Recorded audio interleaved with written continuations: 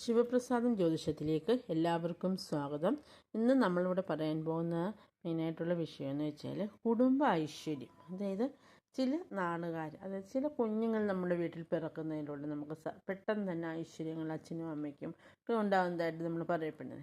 അപ്പോൾ അങ്ങനെ കുടുംബത്തിൽ ഐശ്വര്യം കൊണ്ടുവരുന്ന ചില നാളുകൾ, എല്ലാ നാളുകൾക്കും അതിൻ്റേതായ ഐശ്വര്യങ്ങളും കാര്യങ്ങളുണ്ട്. പക്ഷേ ഇവർക്ക് അല്പം കൂടുതലായിരിക്കും.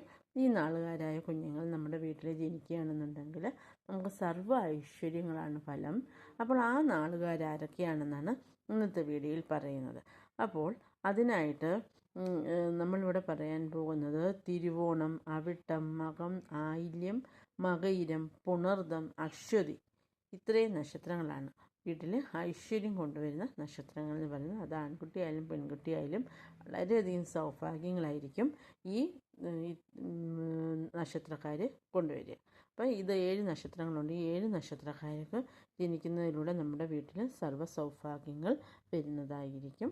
മറ്റുള്ള നക്ഷത്രങ്ങൾ ഐശ്വര്യം ഇല്ല എന്ന് പറയില്ല. എല്ലാ നക്ഷത്രങ്ങളും നമ്മുടെ വീട്ടിൽ ജനിക്കുന്ന നിങ്ങൾ ഏത് നക്ഷത്രമായാലും നമുക്ക് ഒരുപോലെയാണ്. പക്ഷേ ഇവർക്ക് അല്പ ഐശ്വര്യം കൂടുതലായിരിക്കും എന്ന് മാത്രമേ ഉള്ളൂ. ഭഗവത് കൃപയാൽ എല്ലാവർക്കും എല്ലാ ഐശ്വര്യങ്ങളും ഉണ്ടാകട്ടെ എന്ന് ആശംസിക്കുന്നു.